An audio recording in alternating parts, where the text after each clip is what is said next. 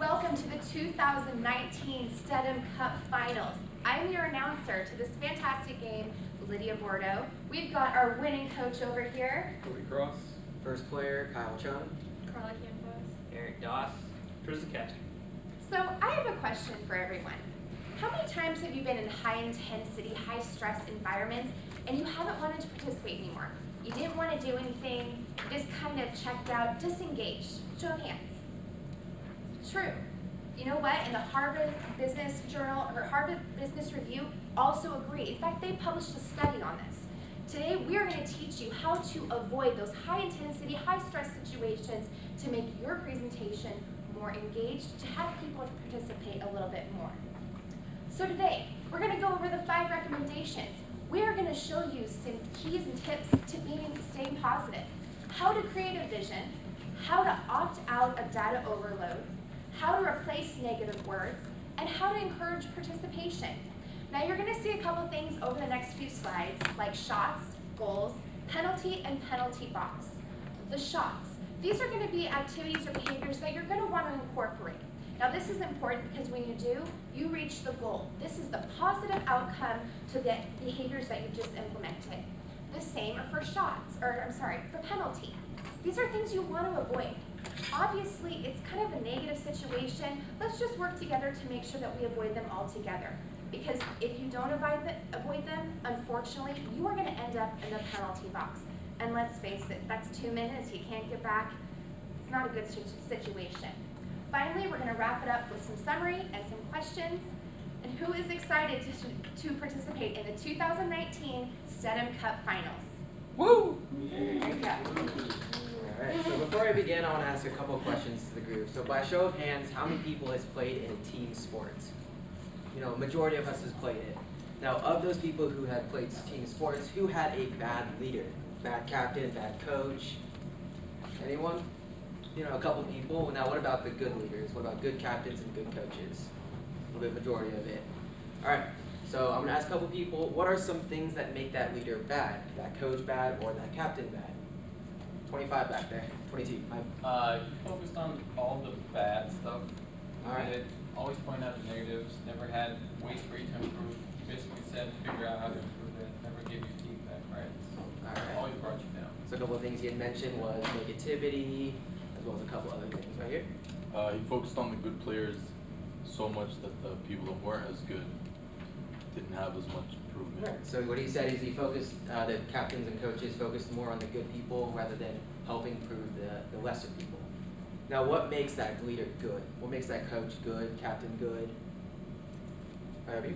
Well, they actually had a vision for what you wanted. For sure. Right? You need to agree that it happens and see if you can find a different way to get to that goal. For sure. All right. So one of the main things that separates a good leader from that bad leader, and a couple people have touched it, is that positivity versus negativity, which is our first recommendation of the night. Now the first main thing that we're going to talk about today is to have positive attributes such as loyalty, compassion, and trustworthiness. Staying positive as a leader is crucial, and it's also one of the most difficult things to do, which is why I came up with the next one, which is looking for good things. Moving on to the second shot, looking for the good things in others, which will lead them to a path of success and change. According to the article, Boost Success by Encouraging Coaches, Staff to Embrace Positive Leadership Model by Cloudy and McCarthy, it states, coaches should aim to achieve that magic ratio of 5 positive comments for every critique they give. The final shot for staying positive as a leader is to remain patient. Now, remaining patient is one of the most difficult things to do in a day because you always hear that phrase, you're testing my patience. It is always being tested. It is one of the most difficult things. Now, a good story that I have that relates to very sports related, where I'm not the leader, but it was my dad. So growing up, I was playing golf all the time. My dad would always, we would always go out together. He would train me, he would coach me. A lot of times I would get impatient with my own game. I would always get mad, I would throw clubs, I would do all that things. And my dad showed great patience, and he always would want to go back out with me and try his best to teach me how to play well. All right, so now that I've showed you a couple good things about staying positive, we're going to go to the penalties, and that can lead you into the penalty box.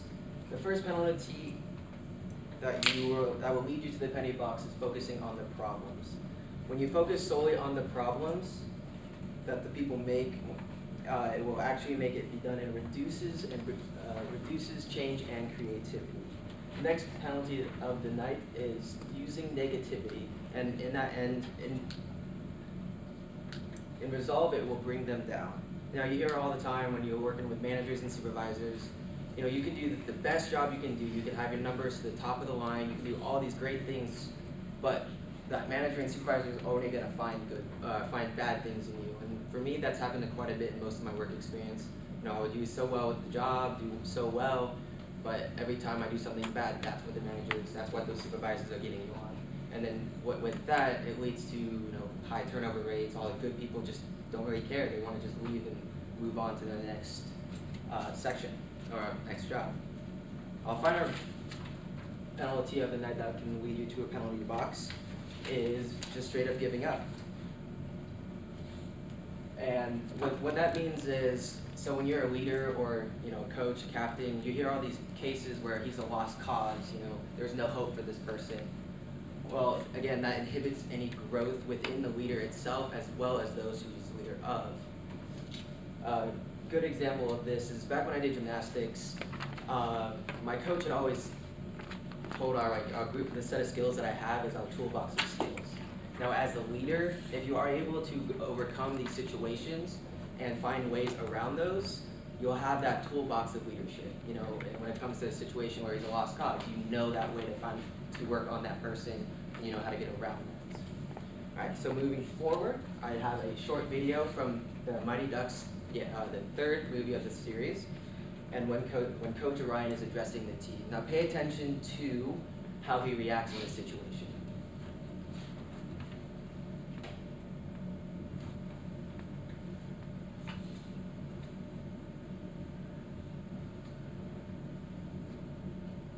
What's the one thing all great teams have in common?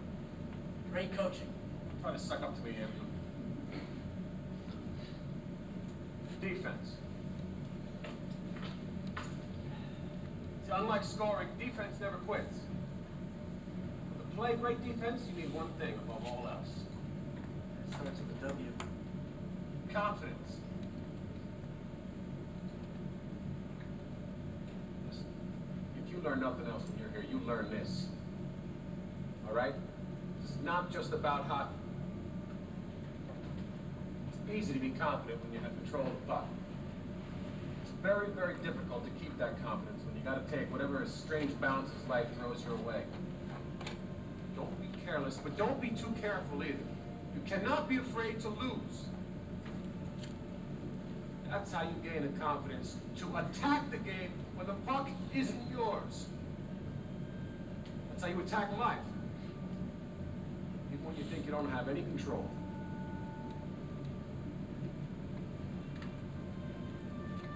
And that's how you play real defense. Alright, so from this video you can see that despite the muttering and the lack of motivation of that team, that the coach stayed positive and was able to remain patient and going forward, and it definitely showed it by the sound effects in the movie, as well as the teammates just listening and paying attention to what he has to say. Now I'll pass it off to Lydia for our first timeout of the night.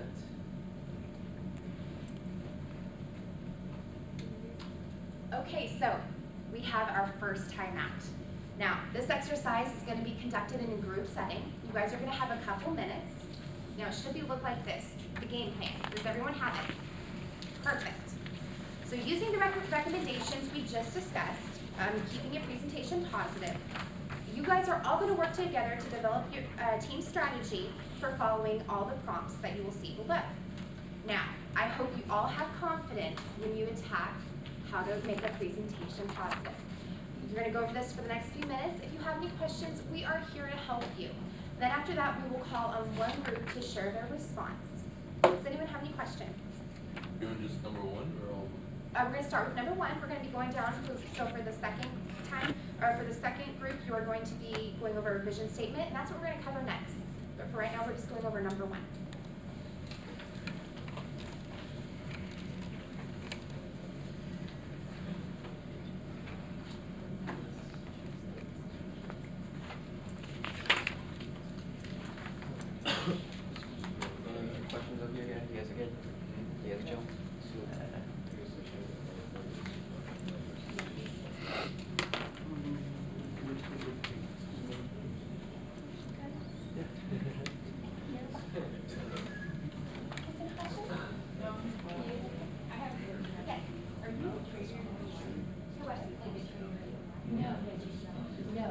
actually a middle market developer.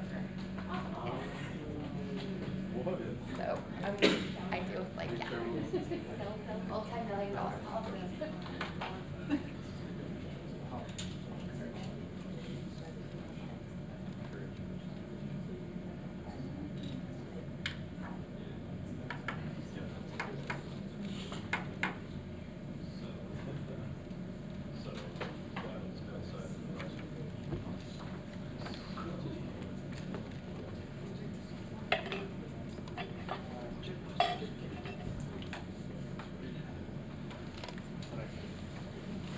Okay, I hope all of you had fun with the first exercise.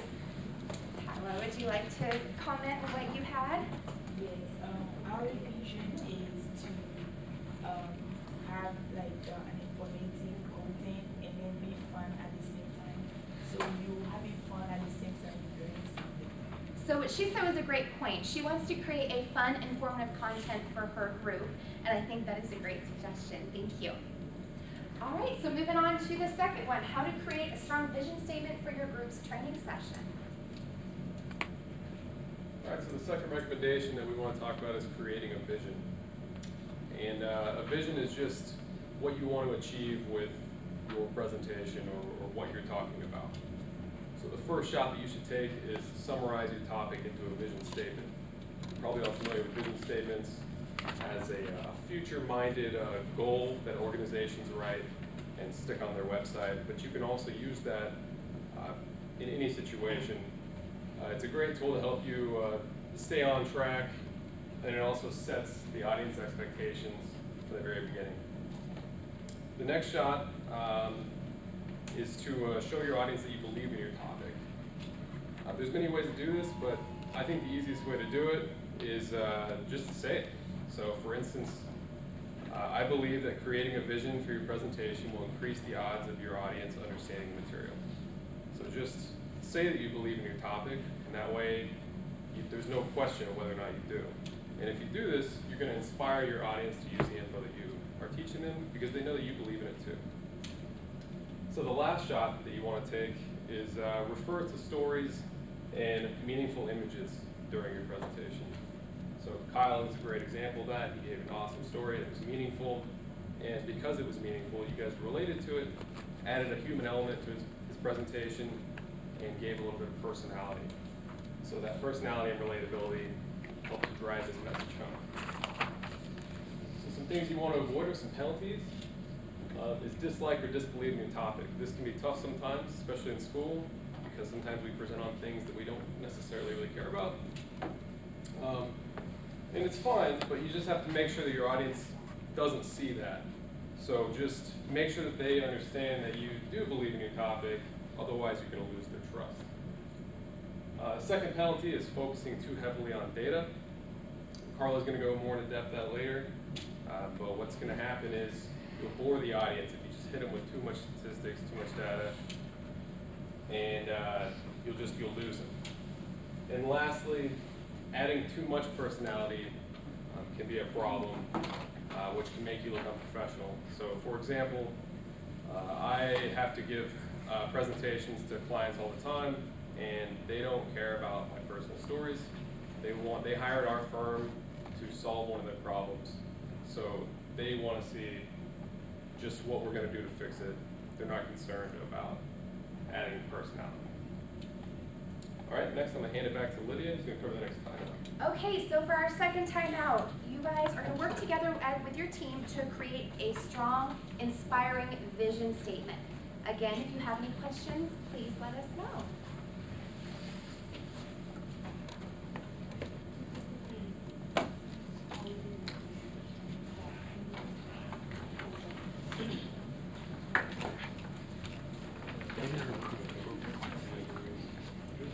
Anyone have any questions over here on the second question?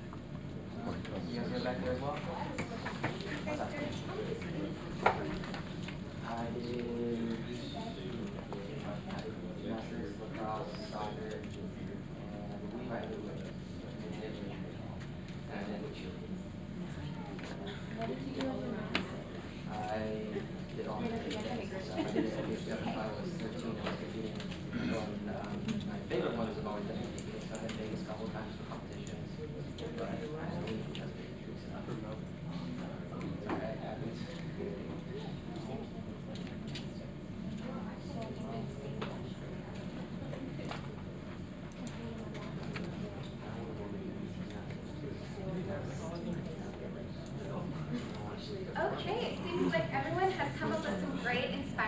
vision statements. Would someone in this row like to comment on what you were saying? Our vision statement is to deliver professional leadership skills to the class successfully. Remind me of your name again. Leslie. So Leslie was talking about delivering strong leadership skills to the class. I think that's a great suggestion. Thank you. All right, so moving on, we're going to cover what an example of this presentation topic that could look like if you give too much data. Always remember, less is more. So the next shot that we have is to opt out of data overload. Our first shot for this is to switch from the information to an inspiration approach. This means is focusing more on your vision and the message that you have, as Cody was talking about earlier, rather than focusing just on the information that you're presenting to them. A lot of presenters believe that it's okay to just forget about your vision or your mission because they believe that that's how the corporate culture wants it, or they believe that they will look more of an expert if they do this. However, by presenting just information and facts and numbers and forgetting about the reason why you're presenting in the first place, you might come up as being unapproachable to your audience members, and they might not be as interested in what you're presenting. So our goal for this is you will engage the audience more in what you're trying to say. Our second shot is presenting a strong argument. This kind of goes back to our first shot, but if you're just spitting out random statistics or facts or numbers without presenting why you believe that they will benefit for this or why they should pay attention to you, then you will just bore them from the very beginning. Our last shot is keeping your presentation simple. This is mainly towards your PowerPoints or whatever visual aid that you want to present, but making sure that your PowerPoint is very straightforward and clear so that the audience can focus 100% on you rather than trying to figure out what your PowerPoint is saying or what you're trying to present through that. Moving on to penalties. Having all information and no message. This kind of ties back to our first couple of shots, but presenting without stating why you're presenting what you're presenting will cause you to lose credibility within your audience, and you will just bore them and lose engagement from the very beginning. Second penalty is avoiding bold statements. A lot of presenters are afraid of making an argument or just a bold statement in general for the sake of not being criticized by their colleagues, but by doing this, you also risk losing personal credibility within your audience because they might not believe that you actually believe what you're presenting.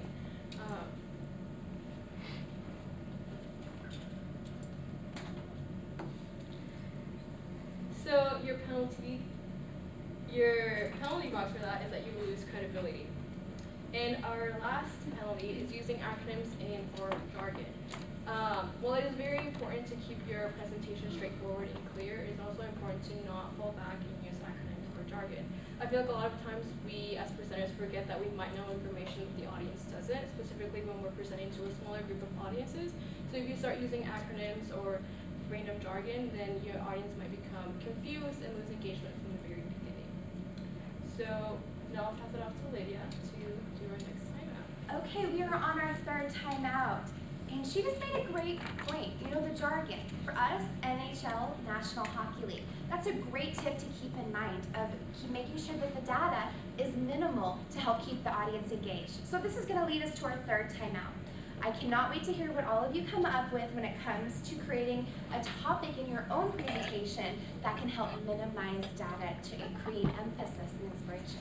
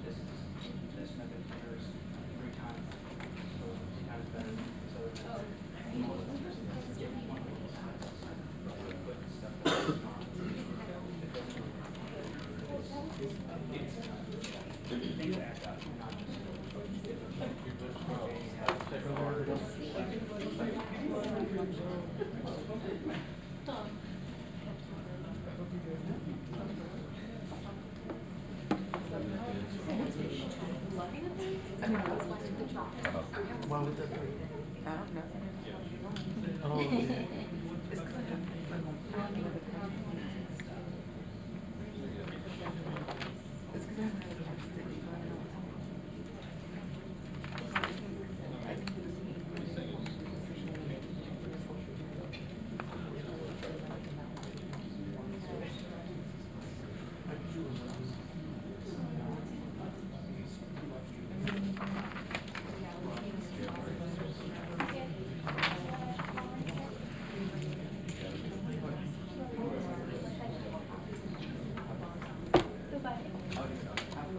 Okay, everyone.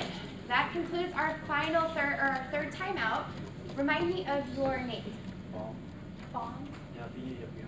Okay, Bomb. Sorry if I say that correctly. What was the suggestion that you came up with? For the large amount of data, like I would say it's anything that's related to healthcare or finance would be very good.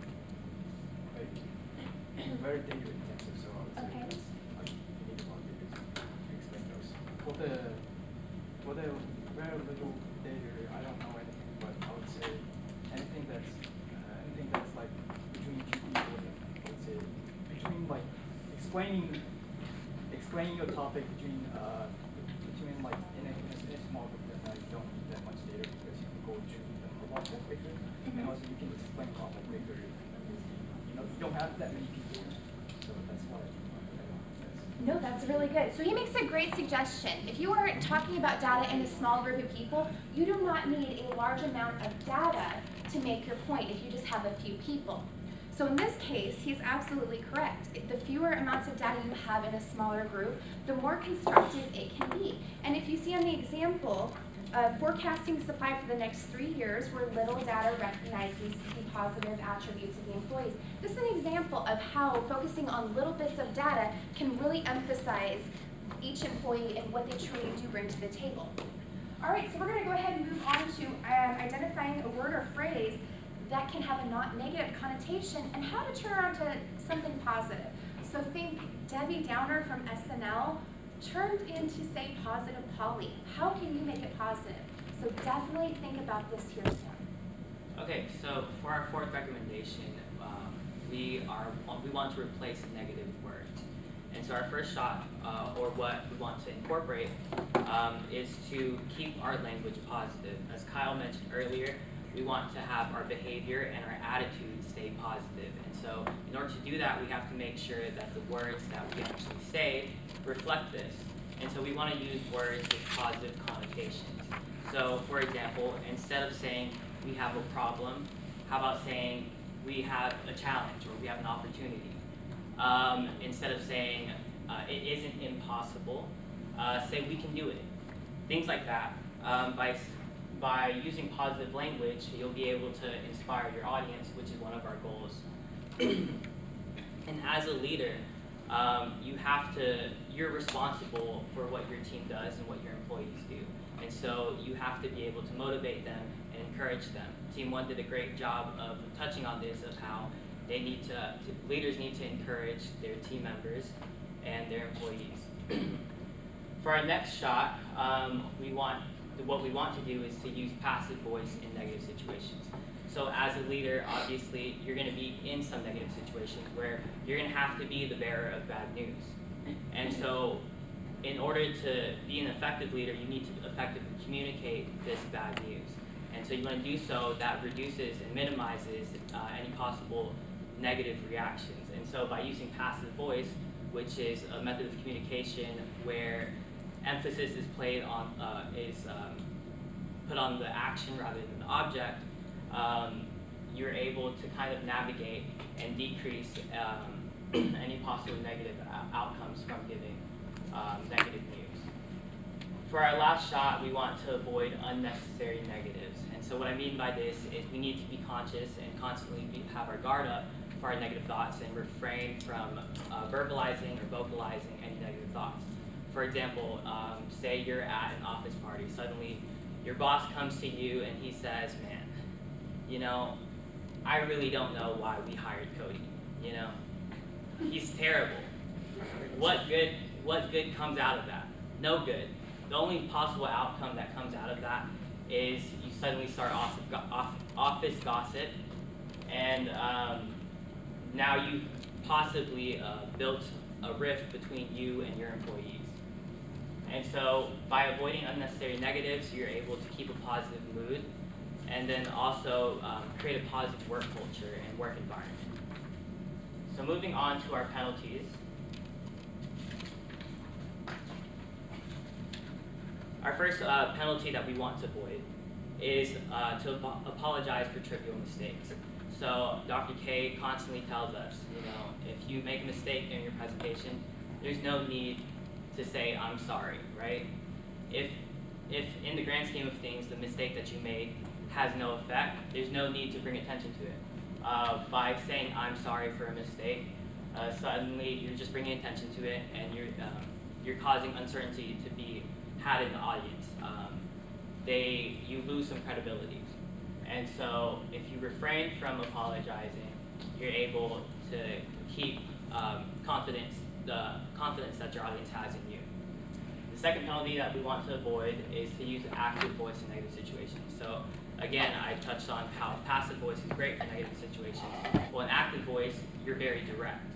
So if you're very direct when you're giving bad news, it can come off as insensitive and rude. And so being active in those situations isn't the best idea, and will land you in the penalty box. The last penalty that we want to avoid is to hide the truth. So again, we're talking about ways that we want to communicate bad news more effectively, but we never want to actually mask the truth or hide the truth. So say your company, you as a manager knows your company is going to be relocating in a year to Madison, Wisconsin. You're not going to hide that from your employees, right? You're going to communicate it using the tools I described above, so using positive language, using passive voice, and being indirect so that you lessen any negative reaction that you have. Because if you don't, if you hide the truth, it'll result in distrust and your employees not trusting you. And so now that we've covered everything, I'll pass it to Lydia to do our timeout. Okay, this is our fourth timeout. Now we're going to be going over how to create a negative into a positive. Here's an example of something that just happened with me last week. In our office, we had a monthly budget. We did not meet that monthly budget.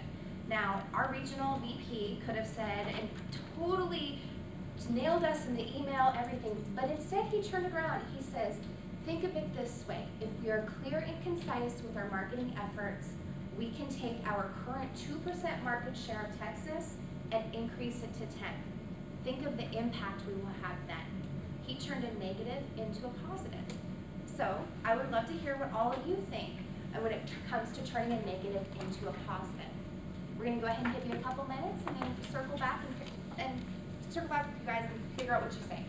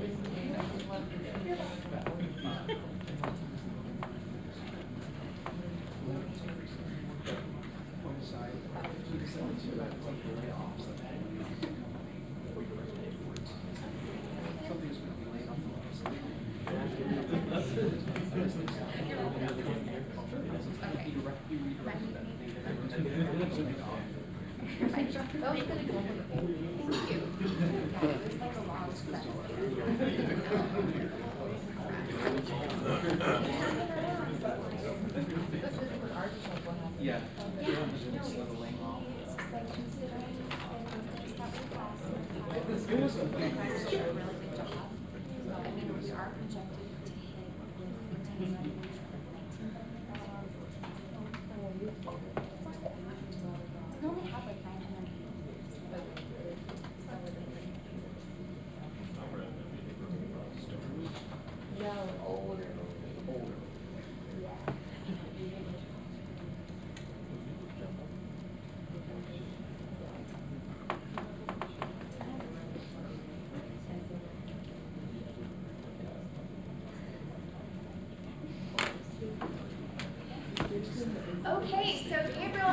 kindly nominated himself to share timeout number 4. Okay, so in a business environment, if you're asked for current forecasts and your boss just told you the forecast was wrong, you can instead say, can we maybe find out some more opportunities to verify the information in the forecast that was given? So what he just said was, if you look at a forecast and it's wrong, instead of pointing out this is completely wrong, your boss could turn around and say, can we maybe find some ways to verify if this forecast was correct? That was a great example, thank you. All right, so moving on, we're going to talk about the 2 methods to encourage audience participation. And what else can you do to increase their participation? Go ahead, Tristan. Our last recommendation for the night is to encourage participation with your audience. As a leader, some of the shots you need to look for is understanding your position. Understanding where you fall in the hierarchy of your team. Are you someone from a higher position leading from the top down? Are you leading from the side, as a coworker, leading from the side? Or are you leading a group of executives from the bottom up? Knowing this will help you determine how you need to engage with that team, how you need to persuade them into the activities and into the thought processes of the vision that you're trying to sell them. Which brings us to our second shot, which is selling your vision. Knowing this will, knowing where you fall in the position will help you know how to sell that vision to your team, how to keep that vision on track. Make sure that your participation is something that is engaging and actually helpful.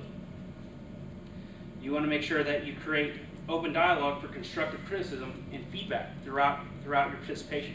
That way people feel engaged. They don't feel like you're alienating. Which brings us to our last shot, which is asking for feedback. Asking for feedback will engage you with your team, helps them stay together. Even if someone's not like paying attention to their phone or scrolling Facebook, if you ask for their feedback, they will have to engage in some way. But sometimes that can lead into some of the penalties we're about to talk about. All right, our first penalty that you need to avoid is don't command your team for participation engagement. Nobody likes to be told what to do. No one wants to be put on the spot. If you're leading a team and you want some participation, ask for the feedback, like I said earlier. But if you command it, people are more likely to rebel against it or give you unconstructive feedback. Which brings us to our second point. Don't listen to all the unconstructive feedback you get. You're leading a team. You're going to end up getting unconstructive feedback or unconstructive behavior throughout the team as people come in and out of participation. What you need to do is go through that feedback and find the nugget in there that holds some truth. That way you're able to take that, polish it, make it a nice diamond, and use it to better your vision. And our last point is disregarding what you preach. As a leader, you don't want to disregard what you yourself tell your team to do. Practice what you preach. It's that simple. If you say what you want, an open floor for constructive feedback, but you don't listen or give any constructive feedback back to your team, then how are they to know that you're actually giving participation, that you are engaged with them? This way, you can lead the team, even if they're in a point in time where they're not really paying attention, following what you preach and asking for feedback, engaging with them, but not forcing them into engagement. Will help you have them participate in a constructive way. That way you don't lose credibility with the team as you're going along. And right now, I'll send it back to Lydia for our final timeout. Okay, this is our final timeout of the evening. Tristan just gave some great points on how to encourage team participation. So, over the next and final exercise, all of you will work together in your own team and figure out 2 different things you can do to increase participation in your own presentation. Again, if you have any questions, please let us know.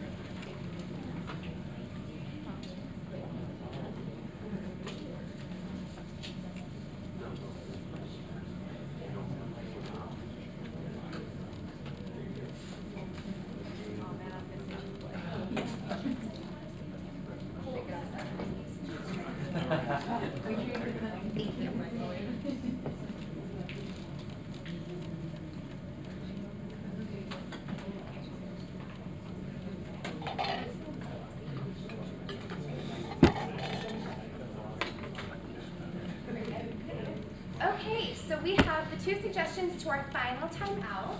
Remind me your name? Lisette. What 2 suggestions did you come up with? Having open discussions throughout the presentation and providing incentives. So she just said having open discussions within the presentations and having incentives. I think those are great suggestions. Thank you.